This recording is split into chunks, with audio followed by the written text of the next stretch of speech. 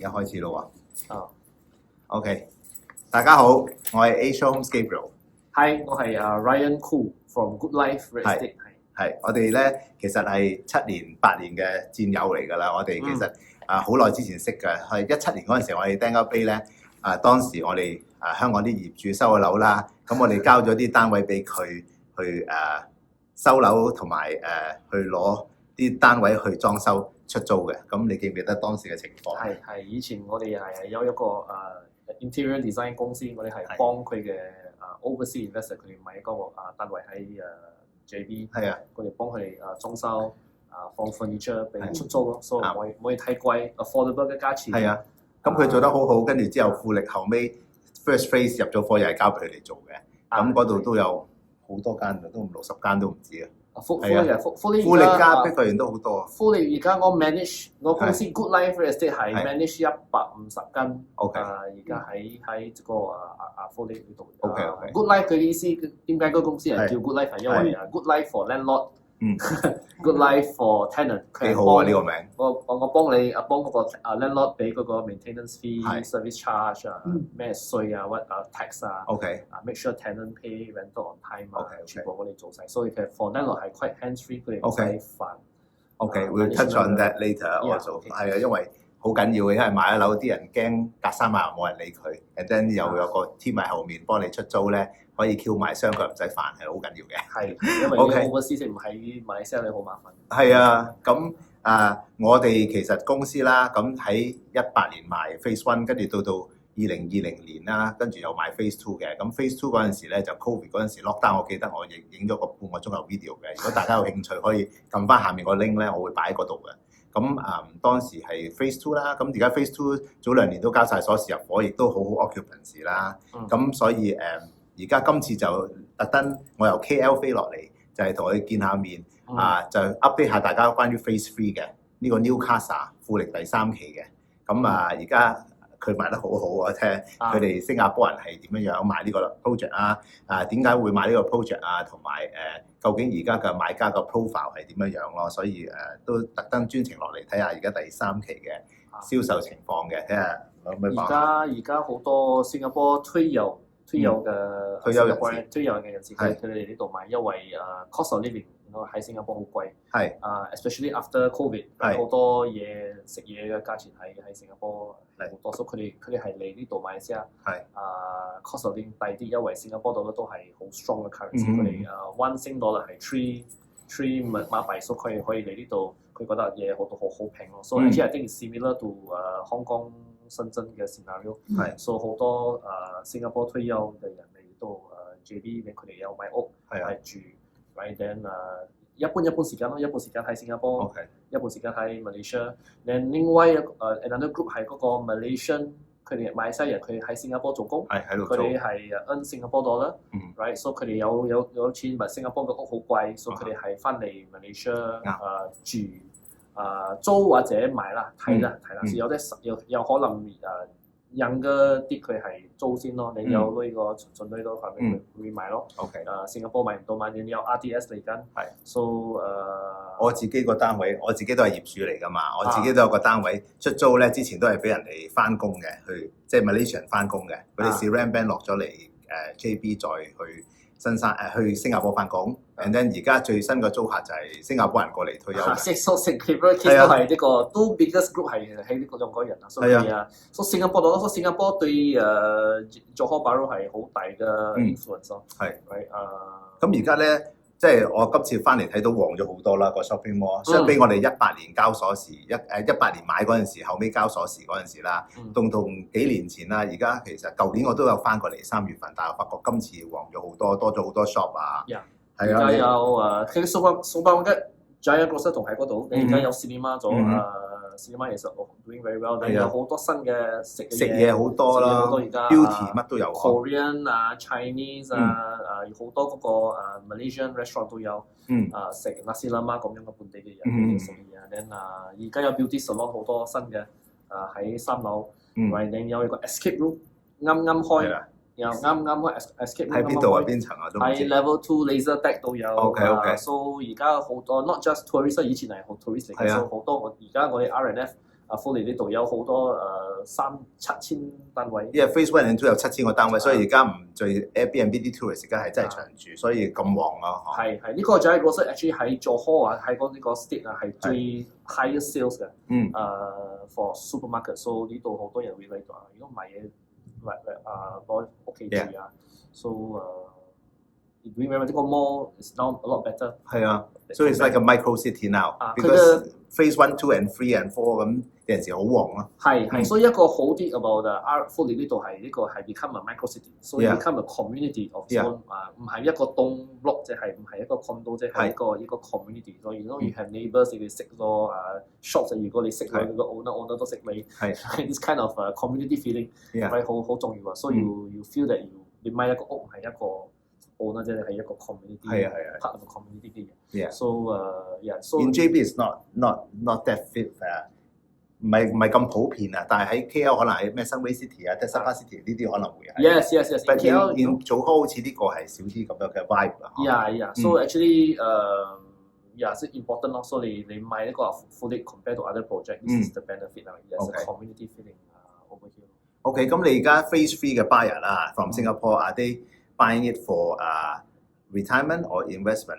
do they choose the 2 bedroom, 3 bedroom or 1 bedroom？ 即係1房、2房、3房，定係佢哋買嚟投資定係退休 ？The most common size 佢哋中意係2房啊。Of course， 2房 is 唔會太細，唔會太大。OK。So 2房 is the most popular size。But of course， 睇你嘅 budget， 有啲人係買1房，有啲人係買3房。OK。So no right or wrong 啊，咩 size 都可以買。But I think 2 bedroom is 最 safest 嘅 purchase 嚟，啲 most buyer。Because more affordable 啦。and also affordable。我哋 Phase 3嘅2房係差唔多800幾千馬幣。Foreigner can buy。So it's a good value 咯 ，good price 咯，唔會太貴。即係我哋講翻我哋香港啦，都係翻大陸買屋啦，都係中意買啲2房、3房，都唔想買咁細啦。And then I think it's the same 啦，都係差唔多。仲有而家香港興嗰咩1小時生活圈，即係話1個鐘頭內。from 香港你可以去到珠海啊、中山啊、深圳啊、惠州啊咁啊。So it's like the same in Singapore。我諗都係一樣。新加坡人好快。而家係 timing wise 而家呢個 timing 係最好嘅，因為 because after 2022係我哋COVID， 我哋新加坡同馬來西亞reopen the border， 所以好多馬來西亞人翻嚟。佢哋喺新加坡做工，佢哋可以翻嚟 Malaysia。個2年係咪 all stuck in 新加坡嘛？你好多新加坡人2年冇嚟到 JB， 所以而家都係嚟 JB 咗。你呢個 RDS， 我哋嘅 RDS 都而家可以起晒咗。End of December 2026 this year。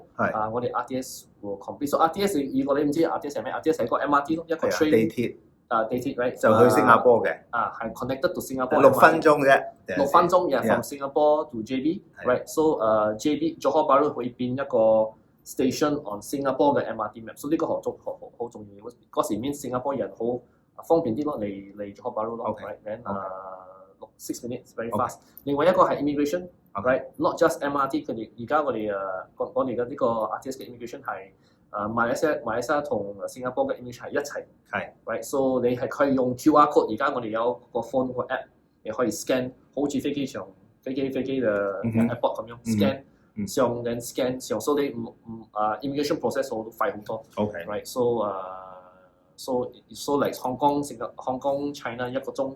你哋我哋新加坡呢個 JB 佢1個鐘你可以到 Orchard Road，right？有可能可以到 Marina Bay，right？So we have a joke 呢度啊，以後 Lady Gaga concert 會喺度啊，呢個有 Lady Gaga concert and Taylor Swift concert 通常係喺新加坡做嘅。OK， 但你唔使住新加坡嘅 hotel， 你酒店你可以住Malaysia Johor Bahru 嘅酒店咧，你可以睇 concert 入翻嚟唔使，因為新加坡嘅酒店好貴。好貴啊，所以你可以慳呢個啲。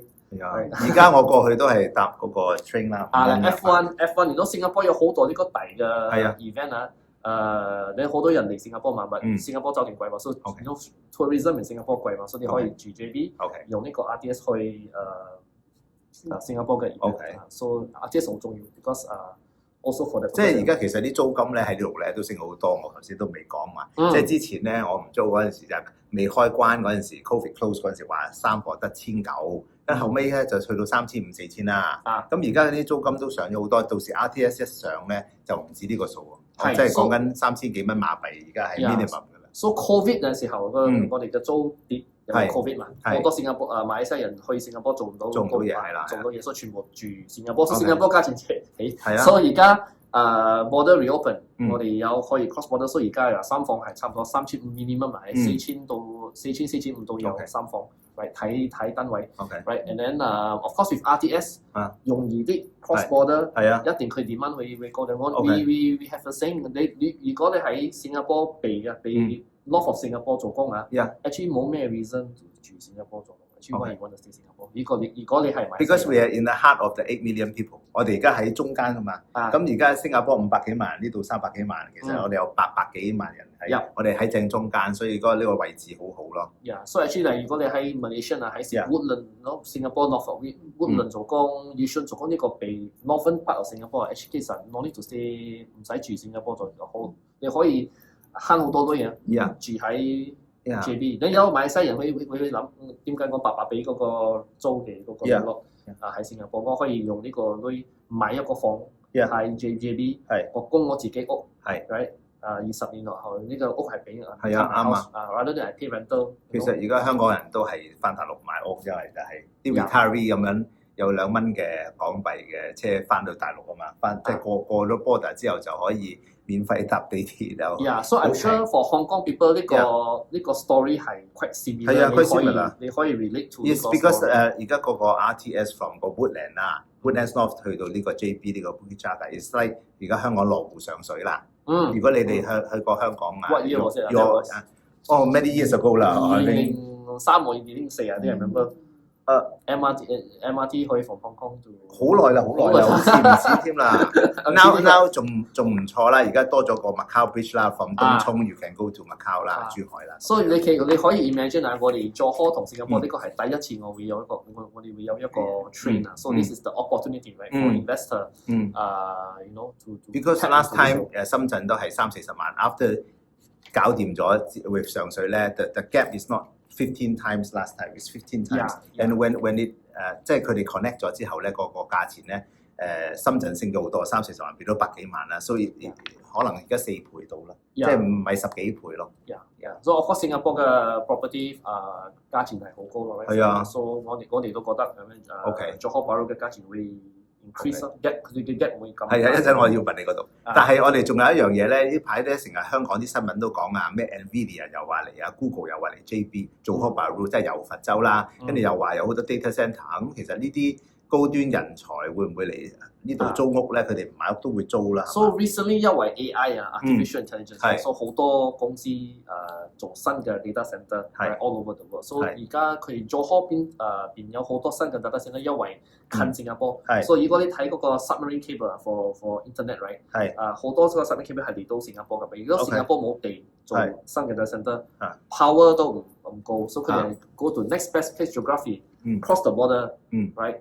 都係做開咯，所以好多公司嚟做開，你呢個 create job，right？high quality job，right？so 做開都會有自己嘅 high income 嘅 growth。所以而家喺 JB 我哋有51 data centre，51 data centre 喺 under 17個已經起曬咗咧 ，another 20 something under construction。所以 so a lot of this 而家喺 JB， 所以呢個做開喺 Malaysia 係 number one state for new investment。好犀利喎！好多都係去 data centre，then this create a lot of job。for Johor， high income job。So it means that 呢度會重新估值翻新山嘅 value 啦，not just like 嚟按摩揼骨啊 ，it's like another story。So it's not like 好似香港深圳變咗 finance city 啦，但呢度可能變咗IT city，right？It's a data center area，then 而家有好多個新加坡 factory 都嚟到Johor to manufacture 咯。而家我哋有一個 special economic zone， 我唔知你有睇到in the news Malaysia 同新加坡咁樣佢哋合作做呢個 special economic zone。hold 住 China、Hong Kong 咁樣，佢會俾 incentive 新加坡搞緊公司俾 incentive 到公司 to come to Johor， 開你嘅 factory。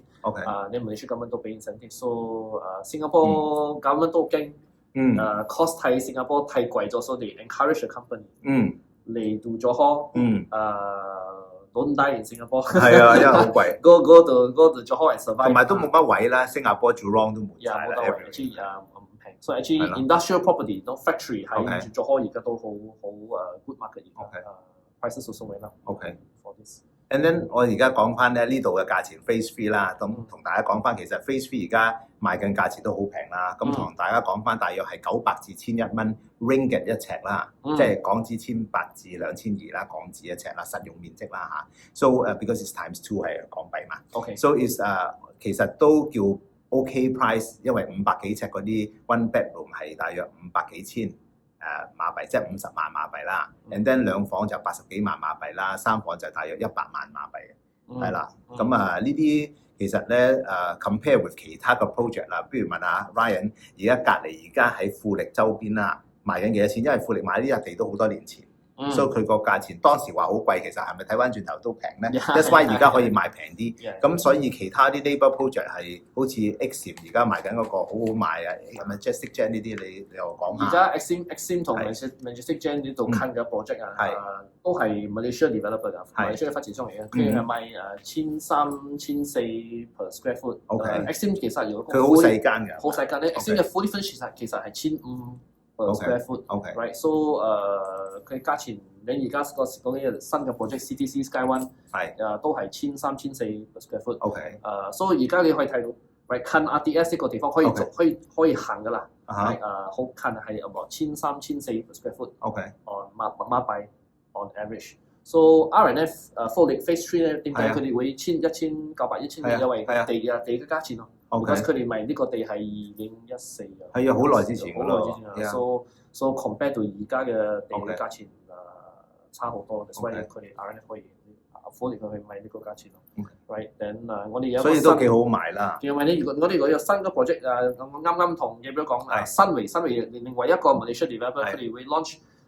另外一個 project 喺嗰個 RTS 我哋嘅 station 嘅上邊啦，佢哋係睇緊2,000馬幣 per square foot， 即係同吉隆坡最金融中心嗰度都係2,000蚊啦，差唔多啦。But I mean from 新維呢個發展商嘅想法，佢嗰個係最靚嘅地方嘛。Just on top。You know 新維佢哋喺 KL 冇一個 project over 1,000 except 即係未必 Velocity 嗰度，新 Velocity 有少少啦，不過其他嗰啲都冇過1,000蚊㗎啦。我啲新維企有冇做過？係啊，but 因為地方location 靚嘛，所以and then 佢覺得2,000馬幣 per square foot， 你星幣係嗰啲700 per square foot 都平啦，因為你錄到可以直合坐 train 喎，所以 almost like living in Singapore。almost like living in Singapore， 所以佢貴都，所以 actually for 好多 investor 都係睇緊新維佢哋點 launch， 佢哋賣得好唔好，因為佢會 pull up the prices 啦。我哋富力後面有個 Majestic Gen， 佢都賣得貴過富力啦，嗬。係 Majestic Gen 係1,300、1,400，I think 90% so 90+% so 應該係少少嗰個。我都唔係好識個 developer。係 local developer，private developer，all name，all developer。but 所以 most project 而家咁蘇丹有個 project 喺個 Astaka 最高嗰度隔離嘅，嗰個叫 Arden， 嗰度都賣得好好。係 85% so。left only 嗰個大間嘅 4 bedroom 仲有，但係嗰度都係行唔到冇 link。行唔到也是1,300、1,400 per square foot，因為嗰度係luxury spec 啲，high class， 蘇丹嘅嘢都係 high class 啲，行唔到 artist。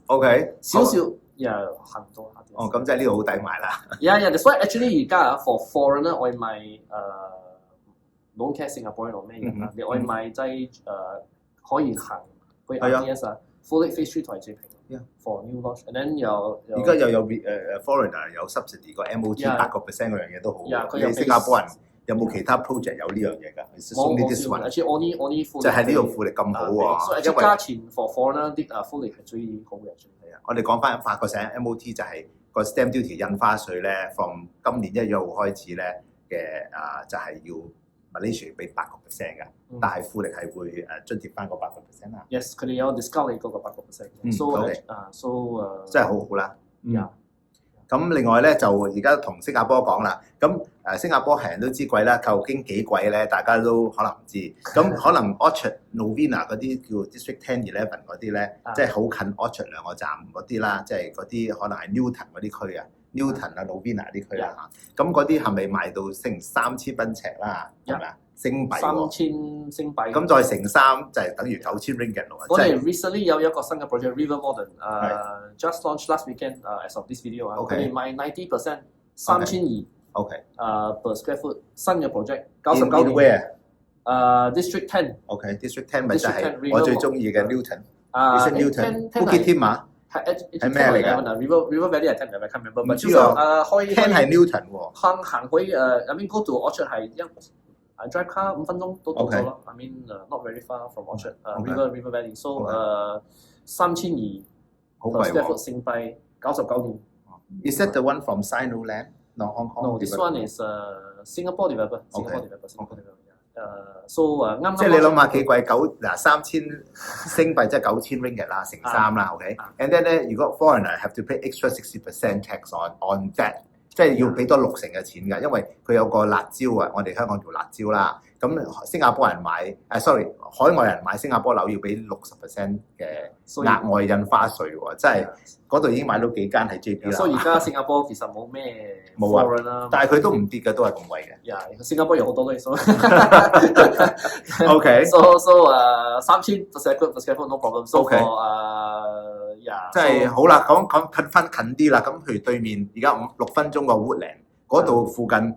譬如Woodland 或者近機場 Pasir Ris 嗰啲樓價好似都差唔多2000蚊星幣喎。Yeah，so let's say in 近Johor Bahru 啊，作為 Woodland 係新加坡最 north 嘅 location 係舊嘅 condo 有可能1200星幣係 per square foot。right。then 到我講舊佢已經有20年 plus minus 係咁嘅舊，所以佢嘅 lease 新。left 70 years 咁樣咯嘅1200 plus minus。係啊，咁其實新嘅 condo 啊，啱唔知2年前有個新嘅 condo Woodland South 3個 MRT station 啦 away 啊，2000 per square foot。I think almost fully sold 啊，而家 almost fully sold 2000 per square foot。So Woodland 都唔平。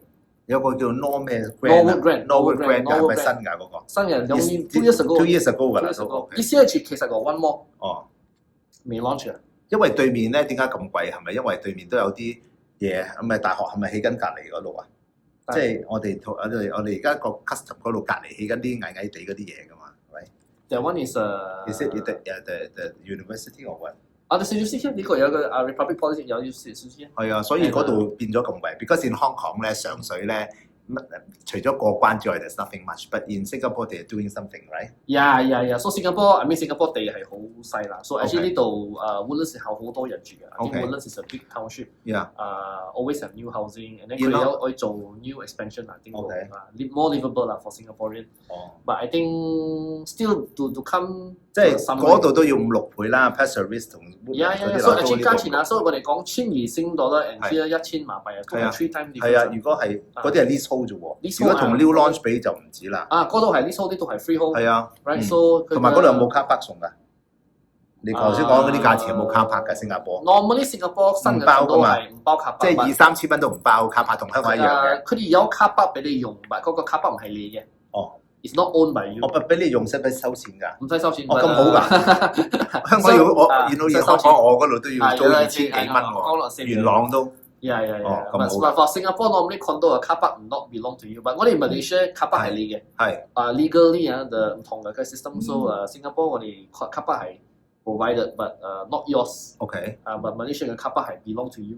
咁仲有一樣嘢咧，我哋香港咧啲管理費咧就唔包嗰啲swimming pool 啊、gym 嗰啲，全部要額外收錢嘅。新加坡係點㗎？新加坡包。都包嘅，所以 management fee 就好似 Malaysia 咁，你個泳池任用嘅 ，so all free 嘅。咁香港真係唔同啦，收唔同。香港就我哋第一次聽到嘅。because Hong Kong 咧係逐樣計嘅，譬如你俾個 management fee 咧，你 charge per square feet 好貴嘅，可能4-5蚊一尺啦。但係你以為可以用得咧，其實全部唔用得嘅，即係全部都要額外收錢，游水可能30蚊啊，跟住你用嗰個 barbecue 200蚊啊，因為要揾人嚟洗翻啊。跟住你個 badminton 啊，或者嗰啲 tennis court 可能要50蚊 per hour 港幣咁樣啦，所以佢哋要 charge 嘅。I mean barbecue pit actually Singapore 我哋會用。normally 都要係嘛，都要收翻錢。好細嘅類嚟先 normally。And you know Hong Kong the Woodlands of Hong Kong 係叫上水嘛？嗰區而家咧個樓價都好貴。There's a launch last week by Wing Tai Property，Wing Tai 啊，the Singapore Malaysian developer。In Hong Kong they got a new project called Cloudview， 呢個叫雲向。佢哋賣緊平均 first batch 都要13,000幾港幣 per square feet，which is 7,000 ringgit per square feet。Okay. So the 280 square feet 280尺嗰啲啦，咁都要賣360幾萬，400幾條賣到600萬。哦，係啊 ，and then the next batch 仲貴咗10%添 ，because it faces the Gulf View，再貴多10%，所以好貴。而家香港 property 都好貴。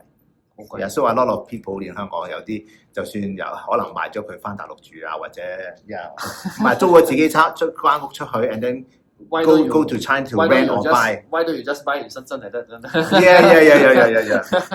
OK. Why don't you just buy in 深圳咁貴？咁而家 RTS 嚟咗之後啦，你覺得咧嗰個 R&F 會點咧？過2年咧，有冇預計到啲升幅啊？或者嗰個租務市場啊，或者嗰個樓價個升幅係點咧？會唔會好繁榮咧？呢度未來呢個位 I think 我哋demand 一定係好高嘅。而家如果你睇我哋有一個舊嘅 train 啊 ，KTM commuter 都日日都慢咁滿就full 咗啦。So 話好難 book 㗎，嗰個要做一個禮拜，可能 5、6日嗰啲都係喎。Yeah. So normally so from 我哋唔經 RTS 冇 demand，一定有 demand 嘅 ，right？So 係when RTS 起咗 ，next year 一定係有好多人。新加坡美國 JB 嘅會比 JB 多啲嘅 ，then so the 價錢咧，我覺得一定會有 be a gap， 佢會 narrow， gap narrow how much 呢個係一個 a bit of a guesswork 啊，即係 this one。但係我覺得如果過幾年咧，應該都最少1300-45㗎啦。Yeah，I think 1300。冇理由而家買同嗰陣時一樣。Yeah，now we selling 我都1300-1400啦，minimum for some of the neighboring project。所以1300-1400係 the minimum 啦，then we use and the high end 都 up the way to 2000咯。I mean if you are very optimistic 都 up the way to 2000咯。I mean see how 新維佢哋 launch 嘅 project 咯。So I think this is the range that we will hold。因為而家啲 range 都係咁上下咧，啲新盤。Yeah，so important as a 你investor 你冇買 the higher end of range。Yeah，so this is quite 防守性，we call it defensive to buy in R&F， 因為個價錢都係咁平，都係1000蚊到啫嘛。要 buy 1000蚊，你唔會 in the worst scenario。It's higher than phase one。我哋買嗰陣時平啲，但係我哋都要800蚊㗎啦，咁多年前。我講18年買喎。But I think timing 係而家 because 好多 you have to buy before RTS 好 ，right？ Because RTS once it complete， 好多人用咗，then 你關咗，then you know rental go up，then 價錢一定會 go up because of the RTS。So now actually the thinking is buy before RTS。And also 咧，with other project 咧，我唔覺得佢哋有呢個 phase three 咁好。呢個 phase three 有22個 facility 喎，裏面有好似有4個，係咪4個badminton 啊？係啊 ，and then 又有 tennis court 啊，又有 basketball court 啊 ，and then 又有 Olympic size pool 啊，sauna gym 啊，咁呢啲真係好正 ，basketball court 都有喎。即係你邊度揾到一個地方咁多，好少喎。So actually the phase three 佢好係佢嘅地大啲，11 acres，so 11 acres 你可以做好多 facilities。Right then better than some project 佢哋細間嘅 project 啊，一個1 acre、2 acre project 佢哋好細間，佢哋做唔到 Olympic size。swimming pool 佢哋做唔到 4 badminton court，因為地好細嘛。我哋嘅 phase three 嘅地大啲，所以你可以做好多 facility。冇錯。Yeah，then you know 好多新加坡人佢哋中意以為喺新加坡佢哋住冇咁樣嘅 facility， 嚟到呢度可以 enjoy the facilities 咯。Buy a home that you cannot enjoy in Singapore， you cannot get。係啊，呢啲真係豪宅嚟㗎，香港邊度有咁多嘢嘅？我諗到係嗰30年前啲樓先有地去做咁多嘢啫嘛。佢就個 facility 都。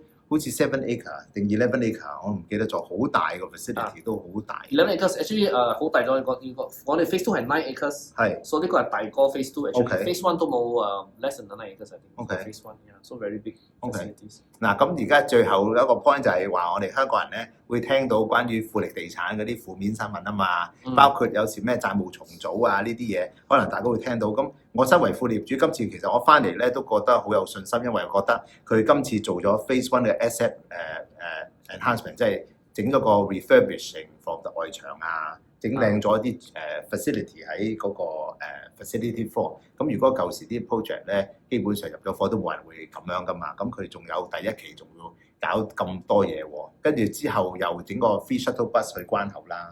咁其他嗰啲都唔會有 free shuttle bus 啦，可能要俾錢啦。咁我覺得呢個係一個信心嘅保證。富力而家呢個 project 行緊，同埋第三期起得好快。上次話 launch 嗰陣時，而家已經起到10幾層啦，已經係已經打晒地基搞掂啦。咁所以而家應該2028年入伙係差唔多，唔會延遲嘅。而家 I think 呢個 this China issue，I think 我哋喺 Malaysia 我哋唔驚咁多，因為我睇到 Phase 2咗 ，Phase 1、Phase 2都起咗，so 佢起緊 Phase 3好快 ，right then another thing，I think 如果你買 Phase 3，你簽嗰個sales and purchase contract 嘅時候，啲攞嘢會同你講呢個地係冇 construction， no encumbrance， 即係冇抵押俾銀行。You know normally 喺馬來西亞或新加坡 I think even in China，most developer 發展商會借錢 to build construction，but then 佢哋會 charge 嗰個 land，but actually for 你Malaysia 冇 charge 個 land 好 special，it means 呢個發展商有鐳，very 同埋而家個 Phase 3咧唔同我哋之前嗰啲，佢都係 pay progressively， 都係可以 pay progressively 個13期噶嘛。So it's under HDA 咯，所以我覺得你買新嘅 project 喺 Malaysia 都係 progressive，so pay as they build。Architect 講咗起多呢度，你俾你起多呢度，你俾，所以 it is a safe way of construction，唔使俾晒錢嘅，so that is good。Malaysia law 係咁樣。係啊，咁同埋而家譬如資產重整啦，香港個富力啦，咁其實佢哋都要交出啲成績啊。如果係呢度要交付成功，話俾啲債權人聽做得好，同埋呢度有現金流。係 sell 到出去又攞翻啲錢翻去還，咁其實呢個都好緊要嘅，所以我覺得富力比任何人更緊張呢度交付成功嘅，所以都唔使太擔心。尤其是 Phase 1、Phase 2已經90成滿，跟住又營業緊，歌劇院所有嘢都搞緊，我覺得身為業主應該唔使太擔心富力嘅問題嘅。如果係買 Phase 3，你哋新加坡人都應該冇乜擔心啊，冇咩擔心。係啊，因為有 Phase 1、Phase 2做嚟，我覺得其實好多人都想買呢笪地㗎啦。如果 R&F 有什麼問題，其實好多人都想買呢啲地。不過 R&F 好似自己想自己做啫嘛，其實係咪啊？即係你覺得係咪啊？係咯。OK。好，咁另外最後啦，咁嗱，而家 RTS 而家就嚟倒數係話1月1號啦。咁其實係2027年1月1號，咁而家可能會早啲啦。咁你有啲咩講？同大家分享下關於呢個 RTS 定時我哋過去行街30分鐘去 Orchard、Marina Bay Sands 或者呢個會唔會係你之前嘅 video 講 District 29嘅 extension 咧？係啊，以前個 video 我講Johor Bahru 係新加坡有28個 district 嘛，如果你知所以 I mean 其實香港人唔係好知嘅，因為佢哋有28個 district，so called township 喺新加坡入邊，所以我哋喺99定唔知邊度 iProperty 先可以睇到咧嗰啲 district 係點分佈。我初初都唔知，好似嚟 Orchard 嗰度係 district 9，係啊9、10、11喺附近咁樣啊，係啊。So there's this so we say 嚟 Johor Bahru 係 District 29，所以係 part of 新加坡。所以如果你對新加坡有信心，right， 你覺得新加坡有個好嘅地方，佢嘅價錢會increase， 佢嘅 economy 好，politically stable，then you know 你可以invest in Johor。Johor 係一個 subset economy of Singapore。This is what I always tell people。所以新加坡人都you believe in Singapore, you believe in JB. This is what I tell people all the time. And RTS 係一個 proof that to show that actually Johor Bahru is part of Singapore also. In that sense economically linked, right? Train 都你可以嚟用。係啊。就算去用 JB 都好似新加坡咁樣，你可以坐 MRT 去 JB 喎。係啊。So and then timing 係好重要。So 好多人會覺得點解而家買 JB？因為 RTS 嚟緊。係啦。所以咁呢個就係 sum up 我哋最後10年前 JB 買嘅時候，未必RTS 都係一個。即係你錯過咗18年咧，咁我覺得呢個 phase 咧 OK， 因為呢個 price 其實同 phase 2差唔多，或者平。有啲單位可能係唔係黃絲都仲平咗添，所以而家根本就仲係好抵買咯，嗬，應該話係啦。And then 仲有佢哋嘅 Good Life 嘅 team 喺呢度繼續幫手收樓啊、裝修啊、代租啊，咁變咗唔使驚話到時你哋譬如揀咗嗰層樓咧冇人理你，係嘛？所以我覺得係一個好咯嘅 cooperation 我哋咁多謝大家收睇我哋呢個 video 啊！有咩問題咧？如果想啲屋咧想出租啊，都可以揾阿 Ryan 啊 Good Life 嘅，係啦。都可以問你啲 any questions or comments you can ask. I think. 多謝晒你哋。Thank you. Thank you. 拜拜。